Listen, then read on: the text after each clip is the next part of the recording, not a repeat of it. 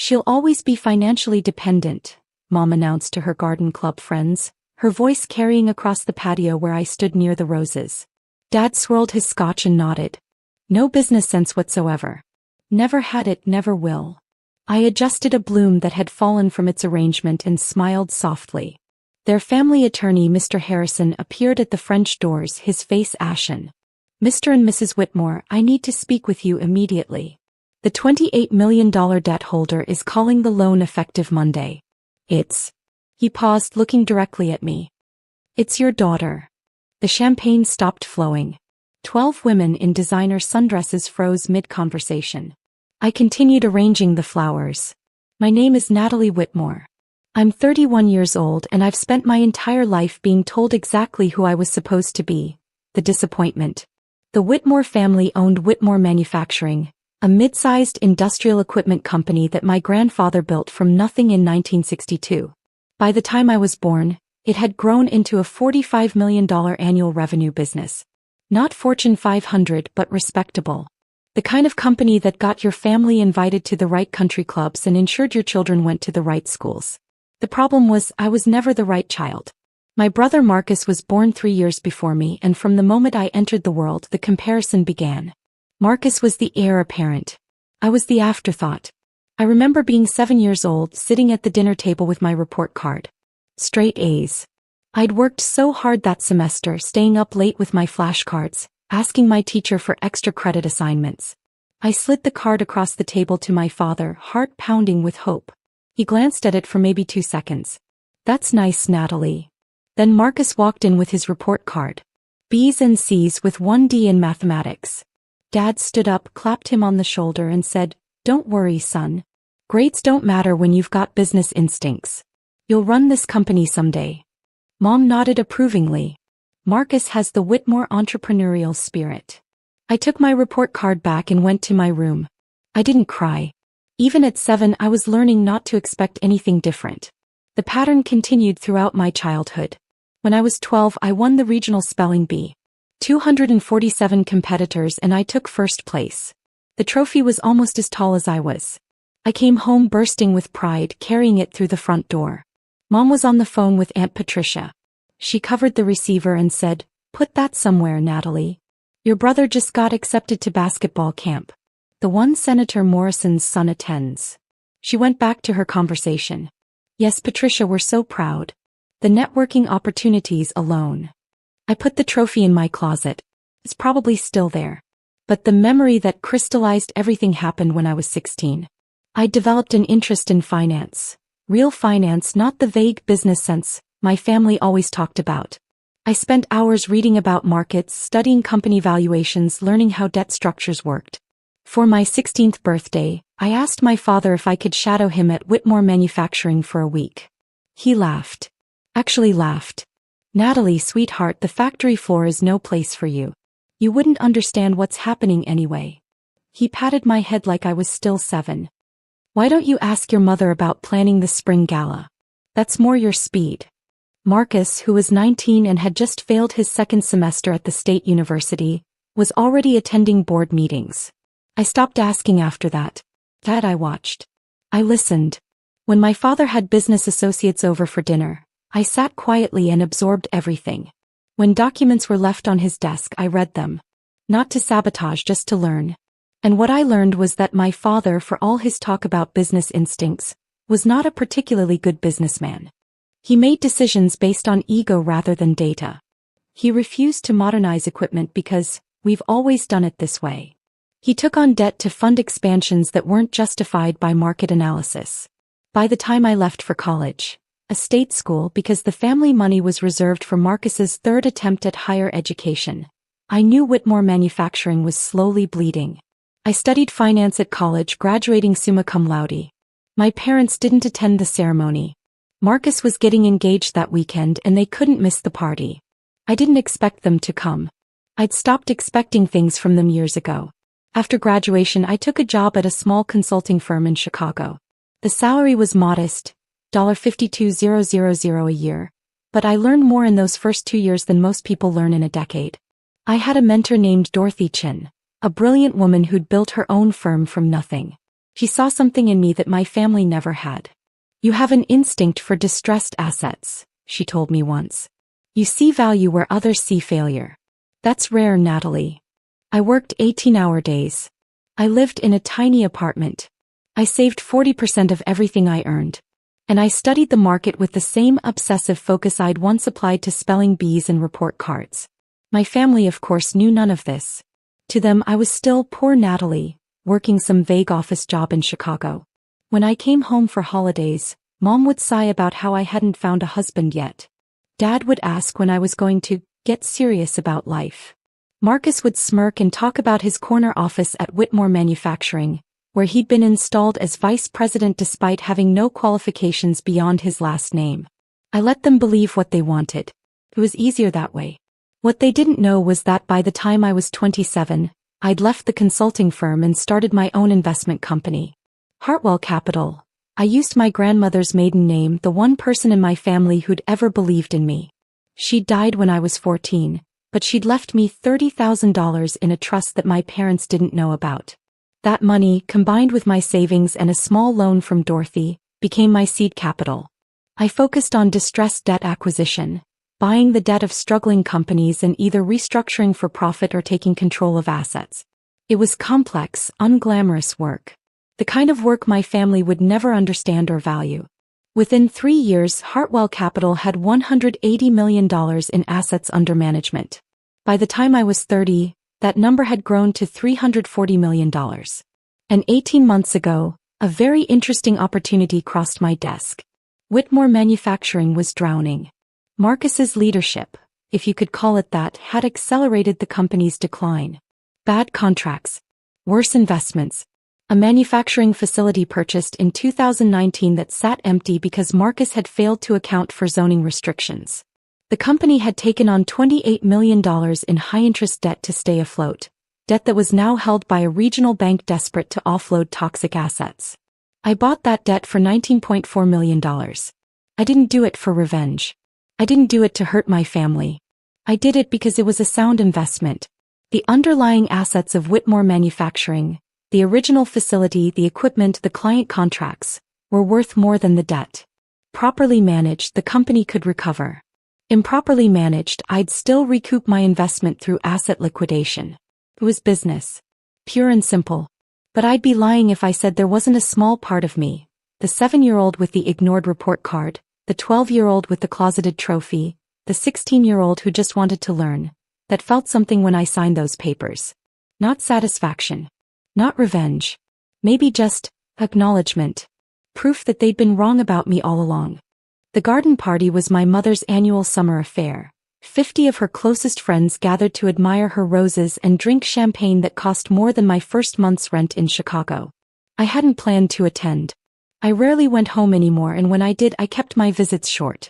But 3 weeks ago, I'd received a call from Mr. Harrison, my parents' attorney. Not about the debt, he didn't know I held it. That information was buried under 3 layers of corporate structure. No, he'd called about my grandmother's estate. Apparently, there was a storage unit that had been overlooked during the original settlement of her affairs. Some personal effects, old photographs, a few pieces of jewelry. Nothing valuable, but Mr. Harrison thought I might want them, given that I'd been close to her. I decided to fly home, collect my grandmother's things, and leave before anyone knew I was there. That plan lasted approximately 4 hours. I was at the storage facility when Marcus called. Not my phone, I'd changed my number years ago. He called the facility directly and had them page me. Natalie. Mom's having her garden party Saturday. You're coming. I don't think. It wasn't a question. Mom specifically said she wants both her children there. Something about appearances for the Worthington account. The Worthington account. Even after everything, they were still using family events as business opportunities. Mrs. Worthington was married to the owner of a logistics company that could become a major Whitmore client. My mother had been cultivating that relationship for 2 years. I have to be back in Chicago by Sunday, I said. Great. Party's at 2. Don't wear anything embarrassing. He hung up. I stood in that storage facility, surrounded by my grandmother's memories, and made a decision. I would go to the party.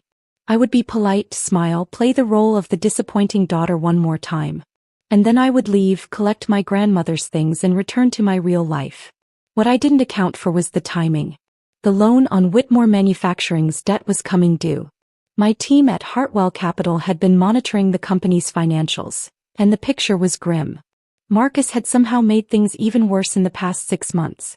Cash reserves were nearly depleted. 2 major clients had left for competitors. The loan payments had been late 3 months running. My CFO, David, had prepared the call notice.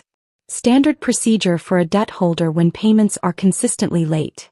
We'd been planning to send it Monday, giving the company formal notice that we were exercising our right to call the full amount due. But when Mr. Harrison saw me at the garden party, when he recognized me and, being a thorough attorney, decided to investigate why Natalie Whitmore might be lingering near conversations about the company's debt, things accelerated. He made some calls. He followed the corporate paper trail. And by 3:47 p.m. on Saturday afternoon, he walked through my mother's French doors with the expression of a man who'd just seen a ghost. The party was everything I remembered and nothing I'd missed. Crystal champagne flutes. Women in designer dresses commenting on the hydrangeas. My mother holding court by the rose garden, accepting compliments on her event planning as if she'd done anything besides write checks to the catering company. I wore a simple navy dress. Appropriate but unremarkable. The goal was to blend in, fulfill my obligation and leave. I'd already spotted Mrs. Worthington near the appetizer table and made a mental note to avoid that area. Natalie. My mother's voice cut through the garden chatter. Come here. I approached the group she'd assembled. For women I vaguely recognized from childhood, all wives of business associates or country club members. The kind of women who measured worth in square footage and husbands' job titles.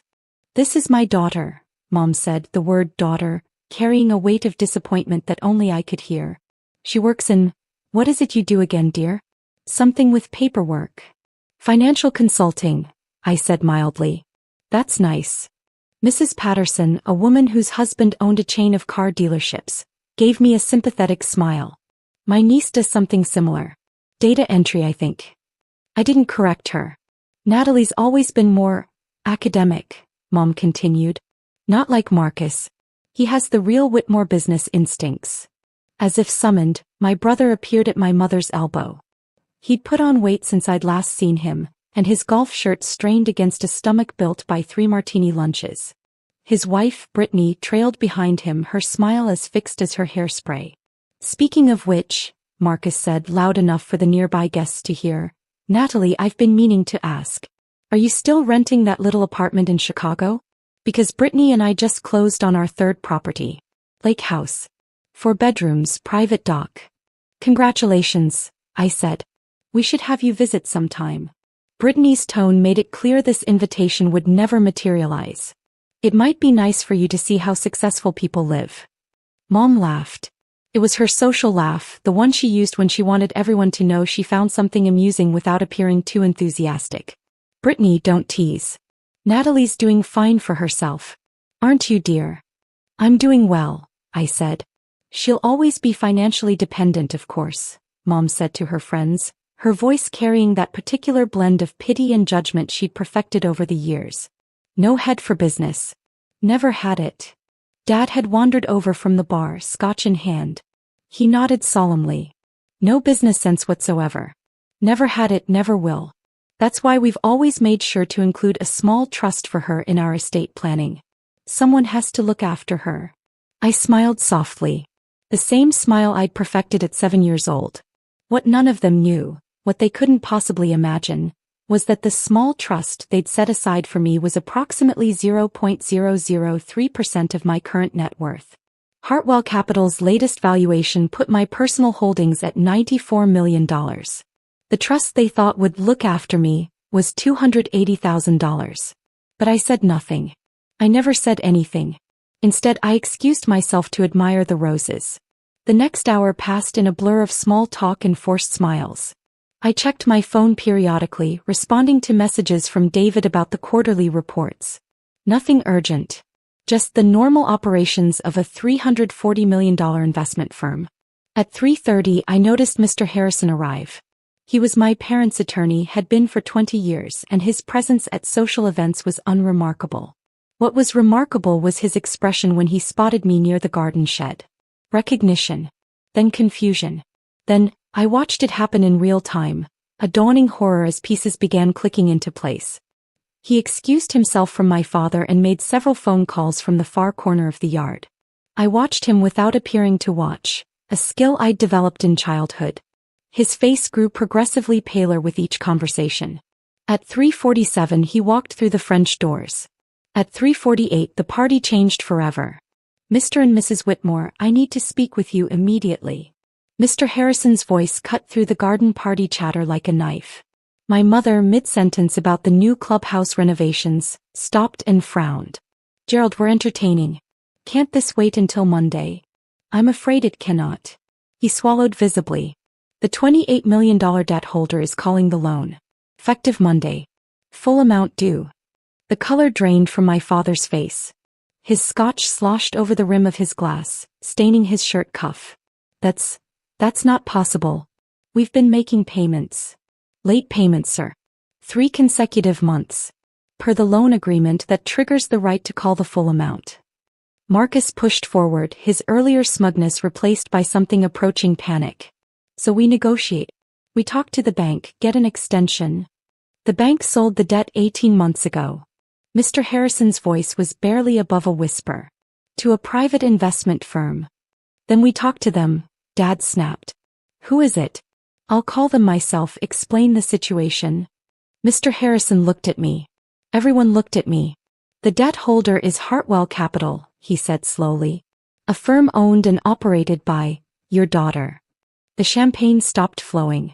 12 women in designer sundresses froze mid-conversation. My mother's crystal flute slipped from her fingers and shattered on the patio stones. Nobody moved.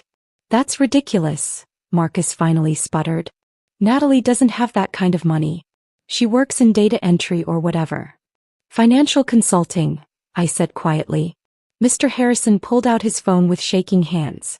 "I verified it with 3 separate sources. Hartwell Capital acquired the debt from First Regional Bank for $19.4 million in February of last year. The firm currently manages $340 million in assets. Ms. Whitmore is the majority owner with 87% control." Dad's glass slipped from his grip, shattering next to Mom's. He didn't seem to notice. "Natalie." Mom's voice was strange, strangled. "Is this true?" I didn't answer. I didn't need to. At that moment my phone rang. I answered it calmly. "Yes, David." My CFO's voice carried clearly in the dead silence of the garden. "Natalie, just confirming. The call notice goes out Monday at 9 a.m.? "That's correct." "And you're certain about the terms?" "Full amount 30-day window." "Standard procedure," I said. "The borrower has failed to meet payment obligations for 3 consecutive months. We're within our rights." "Understood. I'll have legal finalize the documents." I hung up. Marcus's wife had gone white as a sheet. "The lake house," she whispered. Marcus, we just used the company as collateral for the lake house." "Shut up, Brittany." $28 million, Dad said, his voice hollow. "We don't have $28 million. We don't have half of $28 million. "I'm aware," I said. Mr. Harrison cleared his throat. "If I may, Mr. Whitmore, the company's assets, properly liquidated, would likely cover the debt. But that would mean the end of Whitmore Manufacturing." My father finished the sentence like a man pronouncing his own death sentence. The garden party guest had begun to edge toward the exits. No one wanted to witness this. Mrs. Worthington, I noticed, was already calling for her car. "You did this." Marcus stepped toward me, his face contorted with rage. "You did this on purpose. To destroy us." "I made a sound investment," I said calmly. "Your company has valuable underlying assets. The original facility alone is worth $12 million. The equipment another $8 million. The client contracts, if properly managed, could generate $15 million annually. But you're calling the loan. You're forcing us out." "I'm exercising standard debt holder rights in response to missed payments." I met his eyes steadily. 3 consecutive months, Marcus. That's not revenge. That's negligence." Mom stepped forward, crushing champagne glass beneath her designer heels. "Natalie, please. We're your family. I'm aware. We can fix this. We can make arrangements. We'll give you a position at the company. A real position. VP of Finance. You can help us. I don't need a position. My voice remained level. I have a company. It's doing quite well. How much? Dad's question was barely audible. Excuse me. How much? Your company. Your firm. How much is it worth? I considered not answering. But something, maybe the ghost of that 7-year-old girl still waiting for acknowledgement, spoke anyway. The current valuation is $340 million. My personal net worth is approximately $94 million. The silence that followed was absolute. Even the birds seemed to have stopped singing. Marcus made a sound that wasn't quite a laugh. That's impossible. You're lying. You have to be lying. As if on cue, my phone rang again. I glanced at the screen. Excuse me, I need to take this. I stepped away from my family and answered. Hello. Ms. Whitmore, this is Catherine Price from Forbes. We're finalizing our 30 under 30 retrospective feature, the Where Are They Now edition. You were featured 4 years ago, and we'd love to update our readers on Hartwell Capital's growth from $40 million to $340 million in assets. Can we schedule an interview? I was aware of my family listening to every word. I'll have my assistant send some available times. Wonderful. And congratulations again on the Mercer acquisition. That was quite the coup. Thank you, Catherine. I hung up and turned back to find my mother crying, my father staring at nothing, Marcus red-faced and trembling, and Brittany already on her phone, probably calling a divorce attorney. Why didn't you tell us? Mom whispered. I thought about the report card at 7. The trophy at 12. The request to shadow my father at 16. You never asked, I said. You were too busy telling me who I was. Immediate consequences. The garden party ended within 15 minutes. Guests fled like the house was on fire, already composing the gossip they'd spread at next week's events. Mrs. Worthington left without saying goodbye. The Whitmore reputation, carefully constructed over 4 decades, crumbled in a single afternoon. By Sunday morning, my father's phone had stopped ringing. Business associates who'd called weekly for years suddenly had no availability. The country club manager called to discuss the family membership, a conversation that ended with my parents' platinum status being quietly downgraded pending financial review. Marcus's lake house deal fell apart by Monday. The sellers, having heard rumors about Whitmore Manufacturing's troubles, demanded immediate payment in full rather than the installment plan they'd agreed to. He couldn't pay. The deposit, $340,000, was forfeit. Brittany filed for legal separation on Tuesday.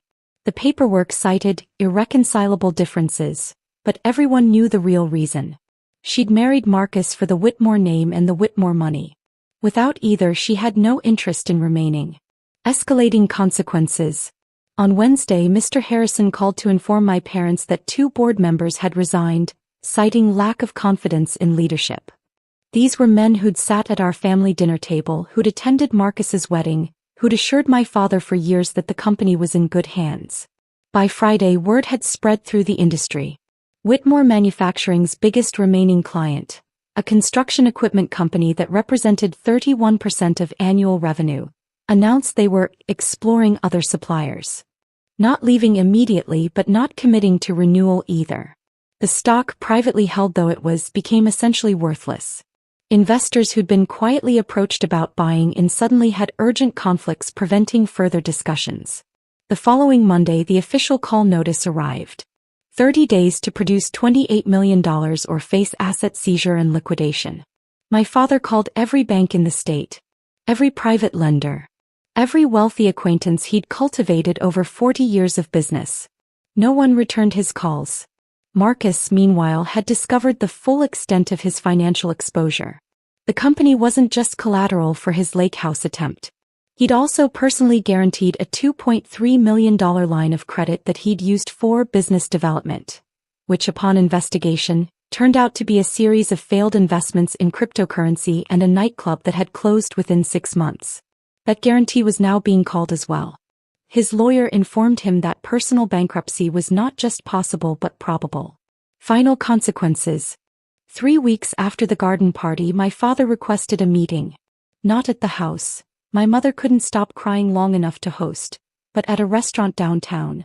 Neutral territory. I agreed. He looked older than I'd ever seen him.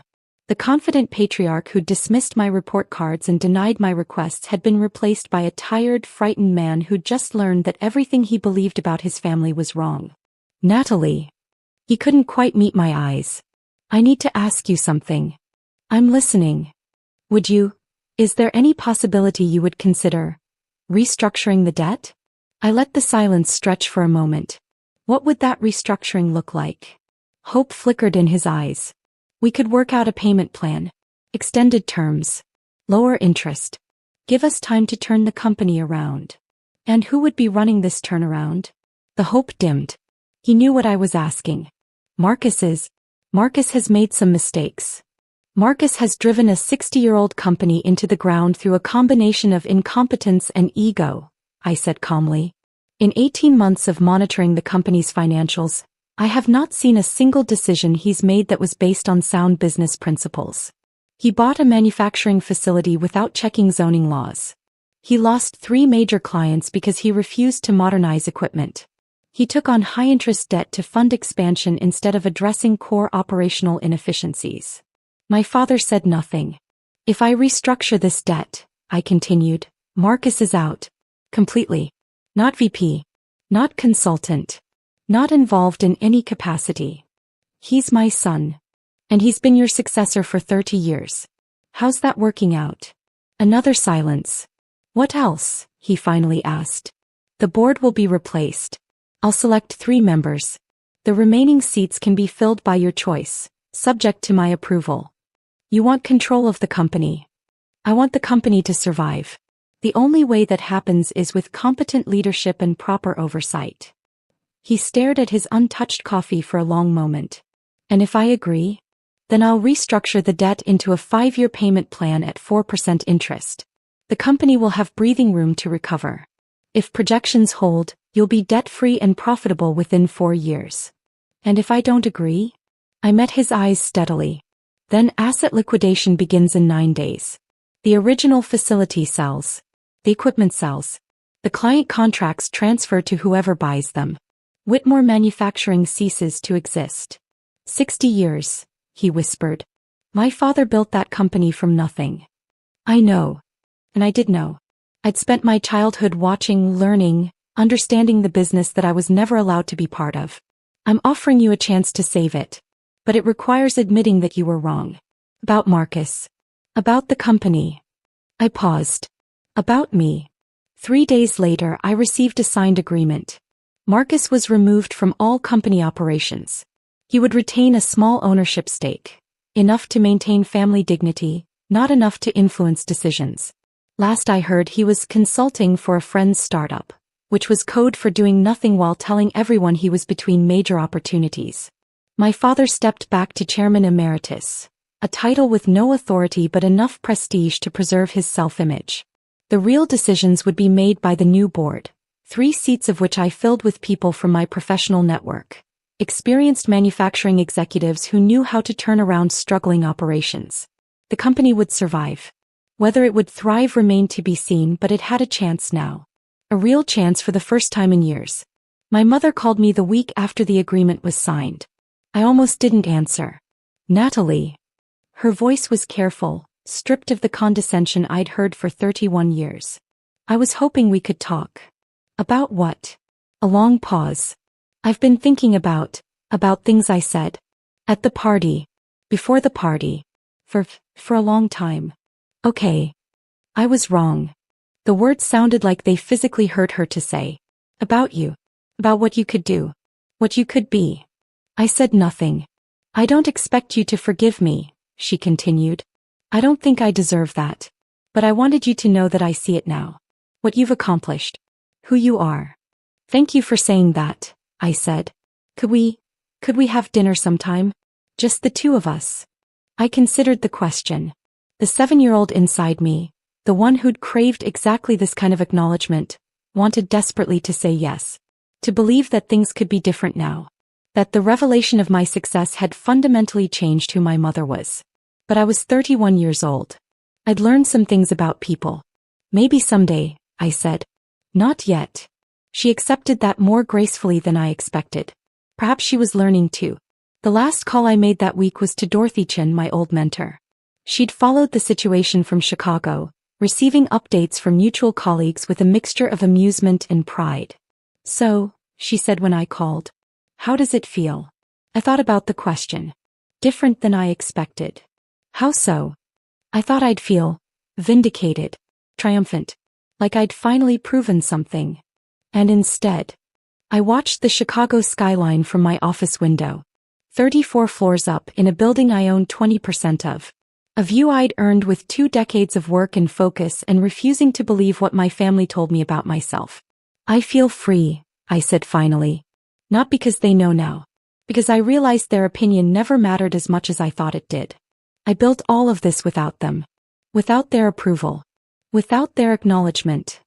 And now that you have it? Tao, I know it was never about them. I smiled slightly.